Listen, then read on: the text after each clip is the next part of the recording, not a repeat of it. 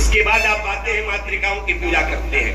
काले वस्त्र में वेष्टित जो कलश है उसमें महाकाली, लाल वस्त्र में वेष्टित कलश महालक्ष्मी और श्वेत वस्त्र में आवेष्टित कलश महासरस्वती है। और साथ में इनकी संगिनियां हैं 64 योगिनियां। 64 योगिनियों की पूजा आप करते हैं। इन मातृकाओं की कृपा अनंत है, लेकिन 3 प्रमुख लाभ बताए गए। 3 प्रमुख लाभ क्या क्या?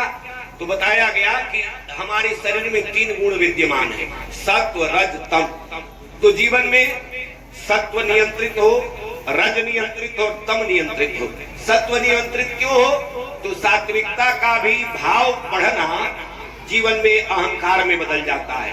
अब हमारे मन में ये भाव आ जाए कि मैं एकदम पवित्र रहता हूँ, नित्य व्रत करता हूँ, देवता की उपासना करता हूँ, मैं बड़ा विद्वान हूँ, मैं बड़ा सदाचारी हूँ, मुझसे अच्छा कोई नहीं। जब ऐसा भाव आ जाए कि हमसे अच्छा कोई नहीं, यही सात्विकता का धीरे धीरे अहम में बदलना है। तो जीवन में अहम ना आने पाए सात्विकता का। ये तीनों गुणों को नियंत्रित करती हैं तीनों देवियां। इसके बाद 3 दोष बताए गए हैं शरीर में, कफ, पित्त और वायु, जिसे त्रिदोष कहा गया है।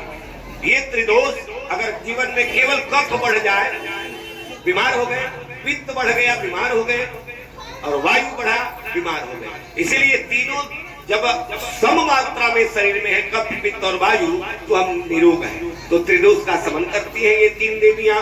और साथ ही साथ पराक्रम की देवी कौन है? तो महाकाली। महाकाली जब प्रसन्न होती है तो जीवन में हमारा पराक्रम बढ़ता है। पराक्रम जब बढ़ेगा, हम परिश्रम करेंगे, सही दिशा में परिश्रम करेंगे तो लाभ क्या मिलेगा? धन का आगमन होगा। तो धन का आगमन महालक्ष्मी की कृपा से होता है।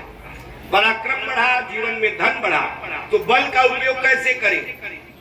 अब किसी निर्दोष को सता रहे हैं, ये बल का दुरुपयोग है। और धर्म की रक्षा में उस बल को लगाया, यही धर्म का सदुपयोग है। धन को किसी को सताने में लगा दिया, यही धन का दुरुपयोग है। और उस धन से धर्म किया, किसी का कल्याण किया, किसी का सहयोग किया, यही धन की उत्तम गति है। तो जीवन में धन और बल दोनों का उपयोग कैसे हो, इसके लिए ज्ञान चाहिए। तो ज्ञान के अधिष्ठात्री देवी सरस्वती जी हैं। सरस्वती जी की पूजा करते हैं, जिनके माध्यम से ये तीनों देवियां पराक्रम, वैभव और ज्ञान हमें प्रदान करती हैं। साथ ही साथ 64 योगिनियां नित्य नवीन ऊर्जा का संचार करती हैं हमारे शरीर में। इन मातृका